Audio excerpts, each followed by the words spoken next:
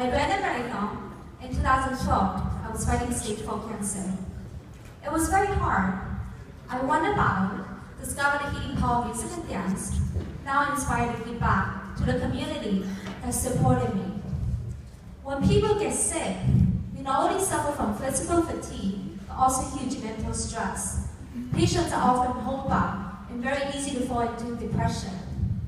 We specifically designed a virtual dance platform to enable patients to connect with community and to activity in the comfort of their home.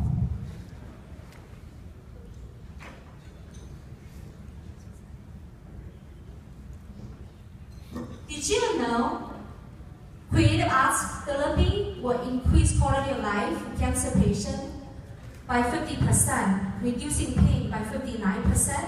Dancing frequently will reduce risk of dementia by 76%. In this hackathon, we have two personas. Karen, who's a cancer patient, and then Sam suffers from all kinds of disease while aging.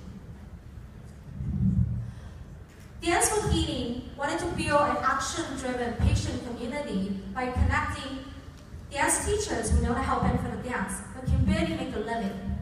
To the other side, only patients can benefit hugely from dance, based on published medical studies, as well as giving clinicians and researchers a tracking tool to validate the previous research.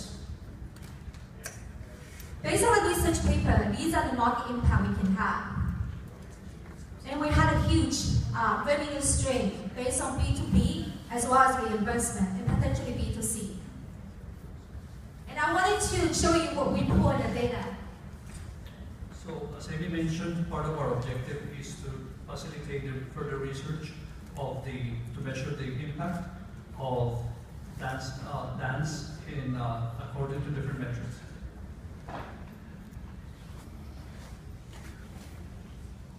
So we gathered all the data from the data store in Philips, and this shows, for instance, for each user, this will be the dashboard for the clinicians and the researchers.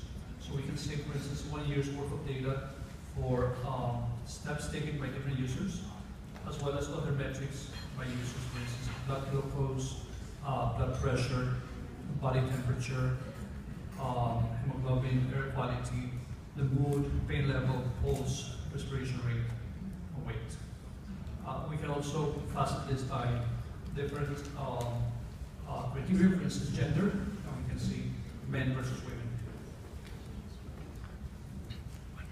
Now we're going to see. So we also created a view which includes for the clinician. So here you'll be able to have two patients, for example. We can see the records for the user, but also we have the Internet of Things connected. Here are some motion sensors as well as door and toilet sensors that we're going to include also. And here's on the patient side. We track all the data analytics, and we alert them when somebody needs their attention, or they wanted to share some achievement with their network. And thank you very much. Give a big hand to Dance for Healing. Question for you: have you been working on this app before this weekend? So everything we present today is built this weekend. Previously, we already had the WebRTC platform. So there's no data. Okay, so previously you did what? We already have the WebRTC platform. That's the video. You only had the video beforehand, but otherwise you created this app just on this weekend. Yes, we built an Android tablet app, and then on the back end we built connection tracking tool and research tools. Okay, so you only did that during the weekend. Yeah. Okay, thank you. All right, now we'll have questions from the judges. I just want to be sure that I understand. So you're not only building this so that physicians and patients can track their activity, but they're